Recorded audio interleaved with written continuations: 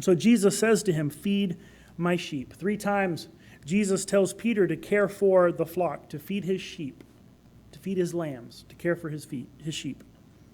In the New Testament, sheep is used to represent the church. The church body general. We are the sheep. We are Christ's flock. He is the good shepherd. We are his flock.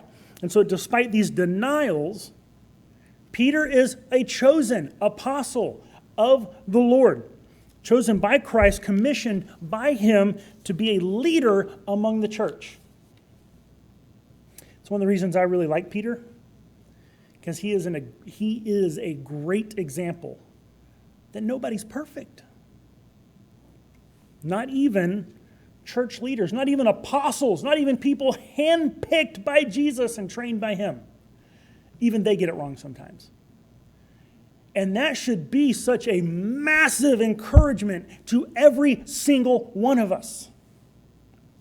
Look at the things that Peter does. I mean, we have the denials, that's the big one. He completely misunderstands things. At the Mount of Transfiguration, there they are, seeing Jesus with Moses and Elijah and his glowing and voice from heaven. And Peter's like, let's build some tabernacles and we can just sit right here and worship. And Jesus is like, you don't get it, Peter. That's not the point. We got work to do. And they go down the mountain. At the Garden of Gethsemane, at the arrest, he attacks the servant. Jesus has already been telling them, I must be handed over. I must be crucified. This is going to happen. This is the plan. And whenever they come to arrest Jesus, Peter draws a sword. And it doesn't attack a soldier. For some reason, he attacks the servant of the high priest. But okay. He literally gets called Satan by Jesus.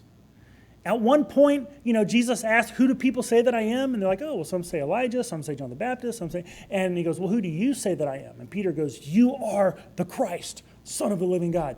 And Jesus says, very good. And then like a few verses later, Jesus says, and I'm going to have to die.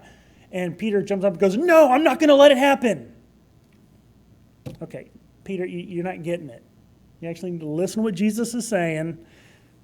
He's kind of hard-headed. Later, we see, I think it's in Galatians where Paul tells the story, where Peter falls in with the legalistic crowd, what's called the Judaizers, people who were saying that in order to be Christian, you have to follow the Old Testament law. And Peter kind of falls in with them and stops being so friendly with the Gentile believers. And Paul publicly, in front of the whole church, calls him out and tells him he needs to repent because he's wrong. Knowing that even the apostles made mistakes. And not just mistakes, not just some blunders, massive mistakes. Should cause us to have a little more grace when we are considering the mistakes that people make. Not just other people, but ourselves also. That we should have a little bit of grace in the judgment of others. Lord, though I feel the darkness come, I will not fear. You've ransomed me with blood.